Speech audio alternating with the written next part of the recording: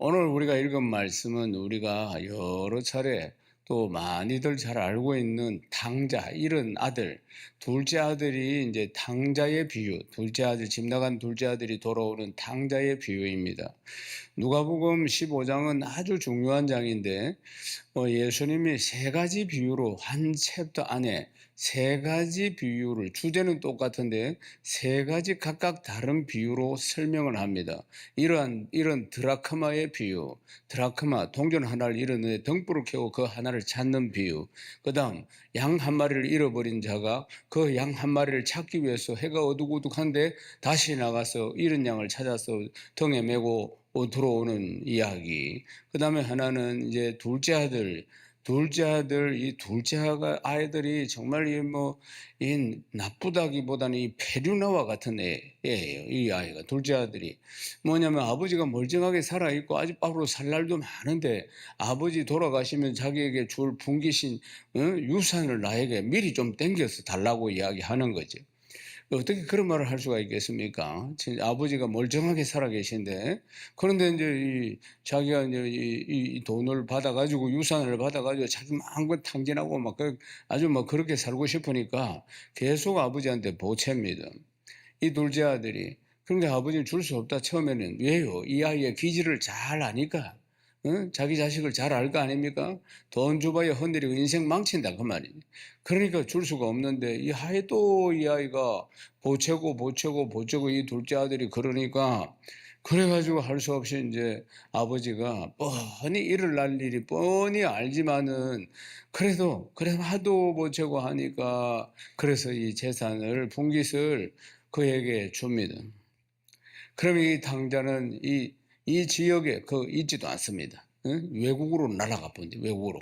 여기 있으면 못하게 하거나 그렇게 할까봐 외국으로 날아가가지고 실컷 타락해가지고 오만 짓 다 하고 오만 짓 안에 다 들어있습니다.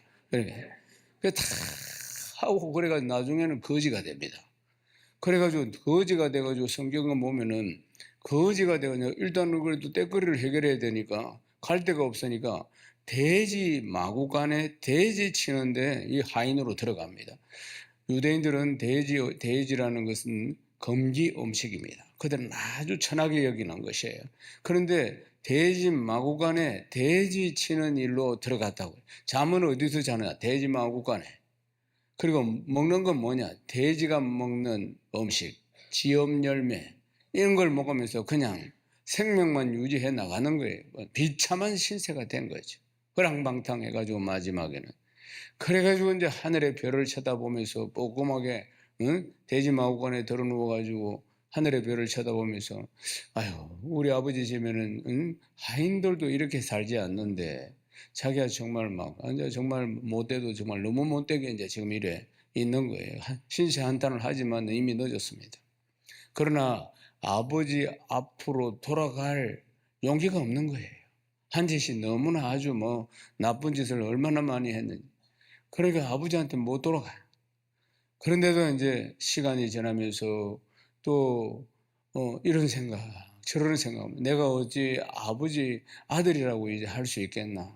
그래도 우리 아버지 집에는 하인들도 이래 살지 않는데 내가 아버지의 아들이라고 할 수 없고 나는 이미 아들이라는 자격을 상실한 자고 아버지 집에 하인이라도 들어가서 살고 싶다. 여기보다 훨씬 나으니까. 하인도 이래 안 산다 그 말이죠. 그렇게 생각하고 그리고 아주 고심하다가 결국은 그 아버지에게로 돌아갑니다. 아버지 집에 하인이라도 되어서 살고 싶어가지고 돌아갑니다. 사랑하는 여러분, 그러니까 그 아버지는 둘째 아들이 나간 그날부터 동네 어귀에 둘째 아들 나타날까봐 매일매일 밤 눈물로 지샜다는 것입니다. 눈물로 지새서 나중에는 눈이 다 지디겨져 가지고 시력을 상실할 정도가 되었다는 겁니다. 이것은 럼브란트, 네덜란드의 유명한 화가인 럼브란트의 돌아온 탕자라는 그림에 보면은 그렇게 나옵니다. 사랑하는 여러분, 그러면 우리가 보면은 이 하나님께서 말입니다. 그러니까 하나님께서 그렇게 하지 못하도록 막으셨으면 될 거 아닌가. 말하자면은 저렇게 아버지가 둘째 아들 뻔히 저런 짓 하고 나중에 타락해가지고 저렇게 추락할 것을 알면은 아예 주지 말든지 아예 내 보내지 않았으면 될 거 아닌가. 이런 생각을 할 수가 있습니다. 또 그걸 추리해서 왜 선악과를 만들어 가지고 그걸 따먹게 했을까? 아예 그런 거 못 따먹도록 막 손을 가까이 대기만 하면 손에 전기가 팍 통하도록 해가지고 아예 가까이 접근을 못하게 만드시든지 그래 안 하시고 뭐 때문에 죄를 짓도록 허용을 해가지고 그때부터 에덴 동산에서 쫓겨나가지고 이 고난 속에서 죄의 삭선 사망이라 그전까지는 영생하는 존재였는데 하나님과 늘 행복하게 사는 존재였는데 왜 그런 걸 허락하셔가지고 죄를 짓게 만들어서 이 모양 이 꼴로 이래 고생하게 하는가? 하나님 왜 그러셨을까?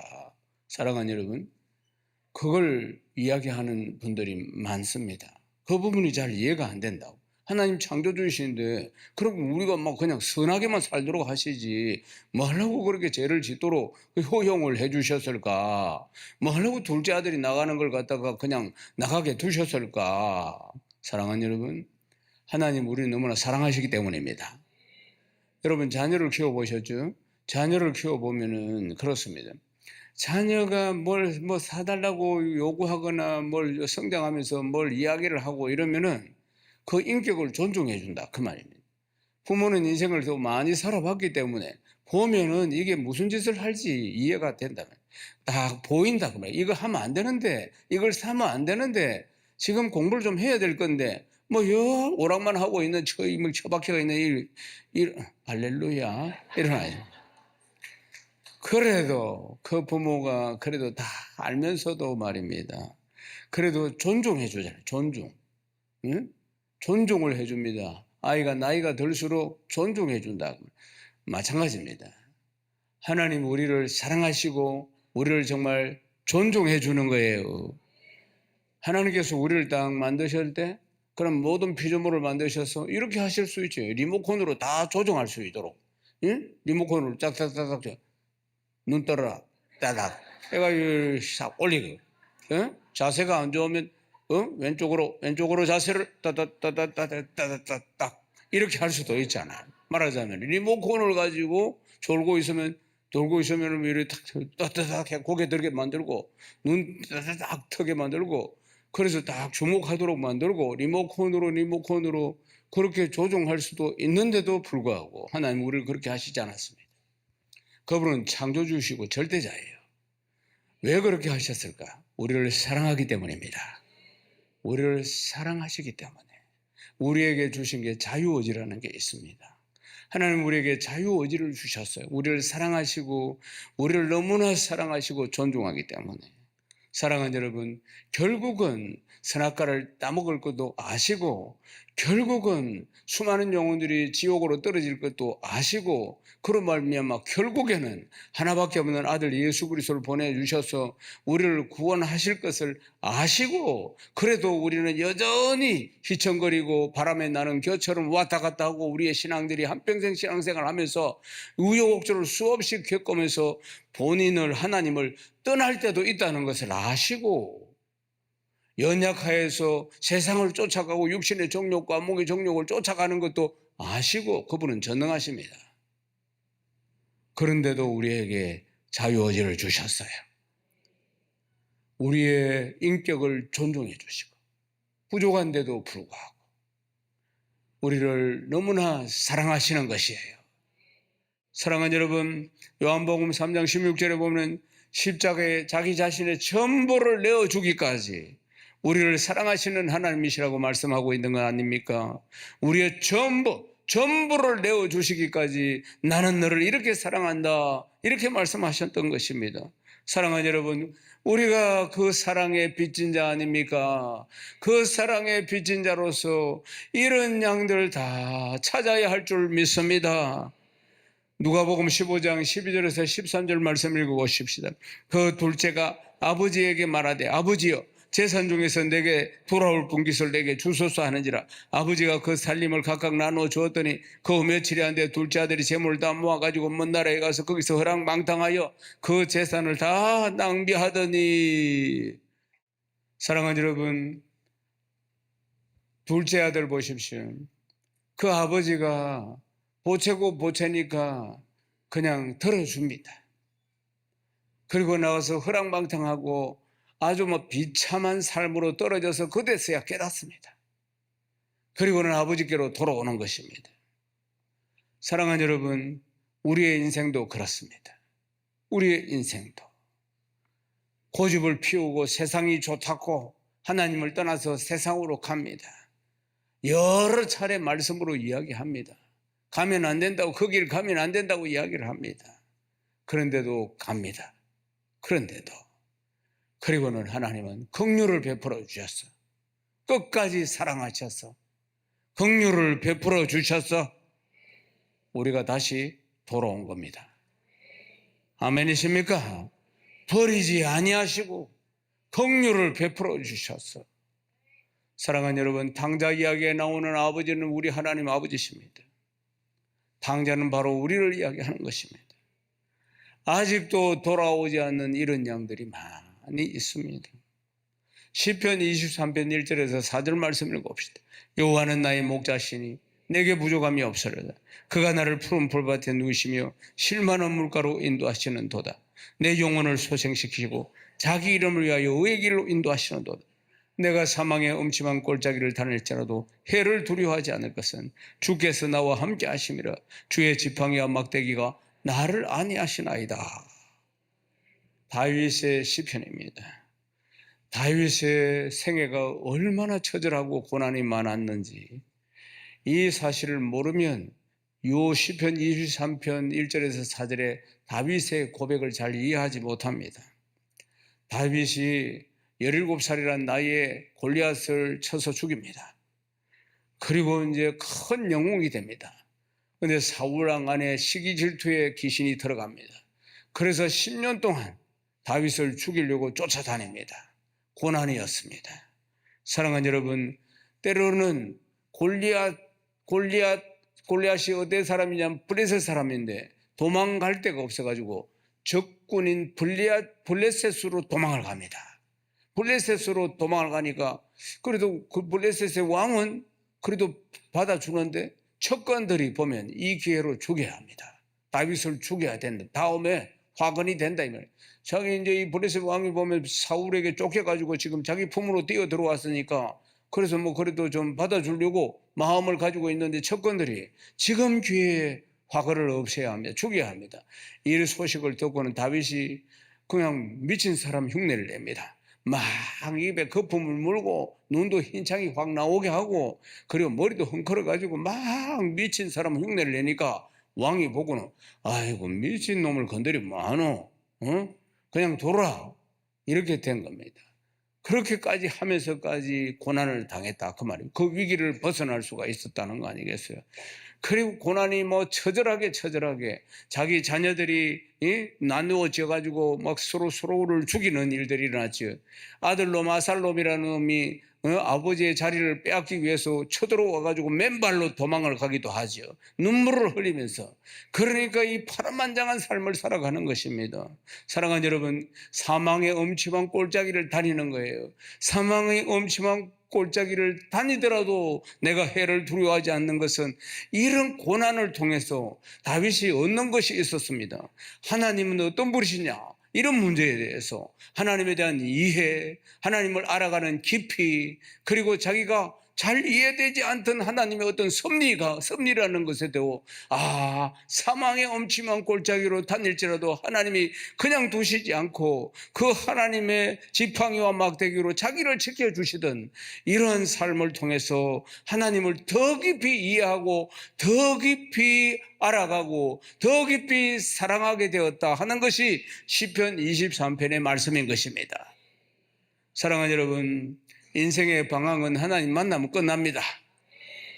여호와는 나의 목자시니 내게 부족함이 없으리로다. 하나님을 목자로 삼은 사람은 어느 누구라도 하나님 살아계신 놀라운 증거들 그것을 체험하며 부족함이 없는 삶을 살게 되는 줄로 믿습니다. 한 페이스북에 이런 이야기가 올라왔습니다. 나이가 많은 이 노 교수가 이제 자기가 젊은 날에 사형장에서 살아난 이야기를 시편 23편과 연결해서 이제 이야기하는 것을 듣고 한 선교사가 그 이야기를 듣고 그걸 갖다가 올렸던 겁니다. 그래서 이제 이 노 교수가 주인공은 이 노 교수인데 이제 대학생 때 이제 20살 이 대학생 때 자기가 대학을 다니는데 이제 한 친구가 클래스메이트 안에 한 친구가 한 수업이 한 2시간 이렇게 계속되고 있으면은 그러면 사람이 힘들거든요. 수업이 2시간 이상 이렇게 되고 이러면은 그러면 이 친구는 항상 뭘 중얼거리거나 좀 소리 내서 외치거나 이러는 거예요. 뭔가를. 그래서 중얼중얼하고 막 이렇게 하는 거예요. 그래서 그 강의를 맡은 교수가 어이 친구 뭘 하고 있는 거냐? 이래 물었다는 거예요. 그러니까 자기가 시편 23편 하나님의 말씀을 암송하고 있다고 이야기를 한 거예요. 그러니까 교수가 그걸 왜 암송을 하느냐 수업 시간에. 그러니까 자기가 피곤하고 힘들 때 시편 23편을 갖다가 외우고 있으면은 정말 하나님이 자기와 함께 하신다는 것이 딱 느껴져 오고 마음도 가벼워져 오고 정신도 맑아지고 자신이 알 수 없는 이상한 힘이 막 공급이 된다는 거예요. 그래서 좀 공부하다가 힘들고 지치면은 막 시편 23편 히브리 말로 막 그렇게 암송을 하는 것이에요. 그래서 그 이야기를 듣고 이 노 교수가 된 이 오늘 이 사람 그래서 자기도 그래서 그 친구하고 그래서 이제 친구가 돼가지고 시편 23편을 배웠다는 겁니다. 히브리 말로. 그래 이 친구는 유대인입니다. 이 사람은 독일 사람이고 노 교수는 그러니까 2차 대전 일어나기 전입니다. 그래서 이제 같이 이제 히브리 말로 시편 23편을 두 사람이 같이 막 이제 공부도 하고 크로스메이드로 절친이 돼가지고 그래서 23편을 이제 심심하면 같이 암송을 하는 겁니다. 큰 소리로 암송을 하고 그러고 나서 이제 대학 한 2학년쯤 되었을 때 이 나치에 이제 전쟁이 터지고 핍박이 심해지면서 학교를 다니지 못하게 됩니다. 학교도 이제 폐교가 되고, 폐교가 아니고 이제 문을 닫는 거죠. 전쟁통에 말하자면은. 그래서 이제 이 친구, 유대인 친구는 이제 은신처로 피해서 숨어 있습니다. 그런데 어느 날 연락이 왔습니다. 자기에게.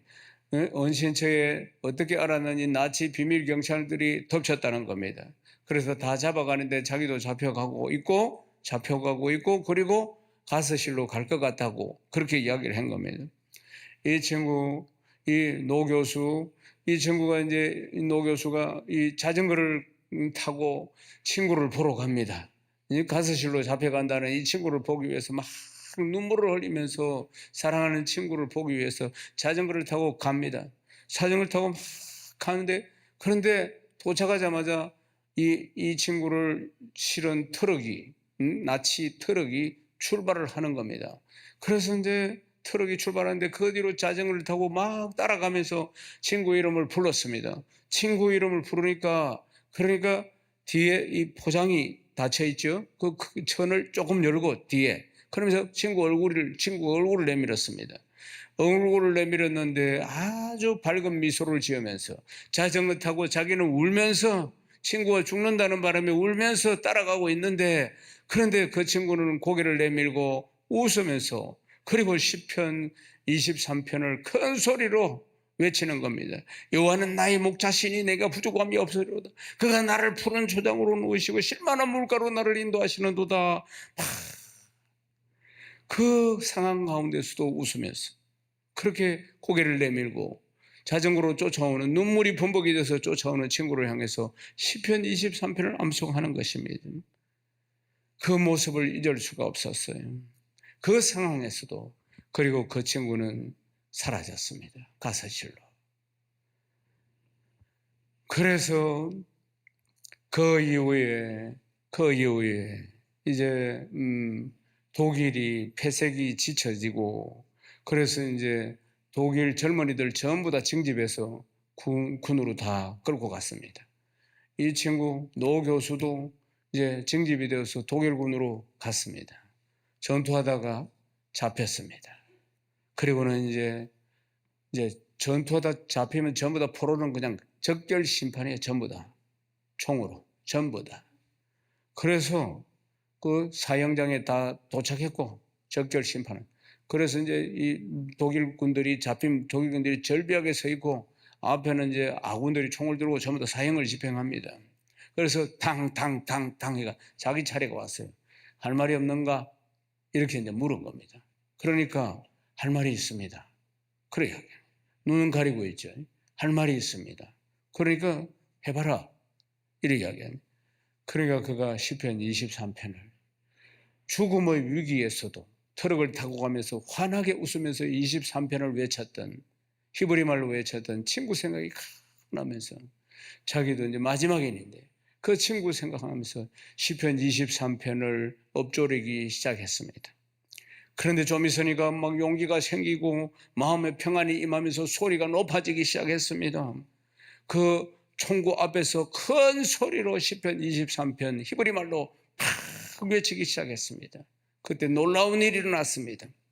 형장, 이 사형장을 책임지고 있는 연합군의 장교가 그 자리에서 벌떡 일어나더니 목소리를 높여가지고 같이 시편 23편을 히브리 말로 막 외치기 시작했습니다.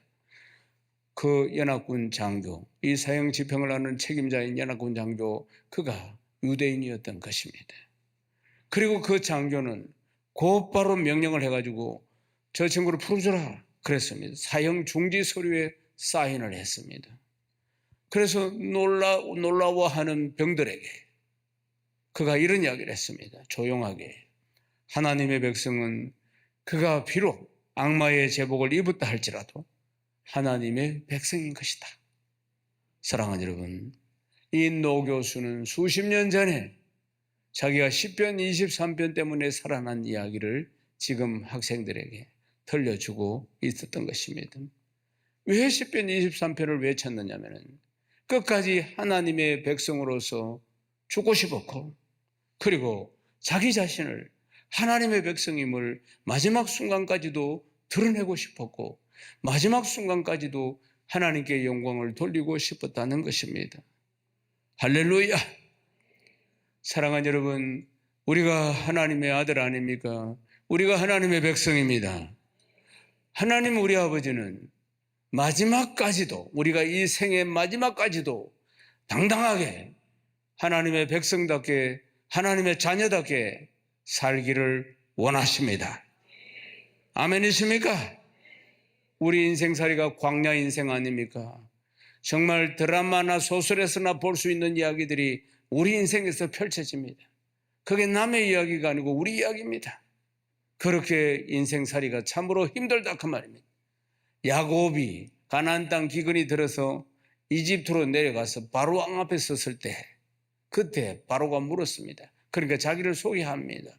나이는 130살이고 험악한 인생을 살았소이다. 130살, 그때 130이었어요. 험악한 인생을 살았다. 그게 바로 우리 인생 아니겠습니까?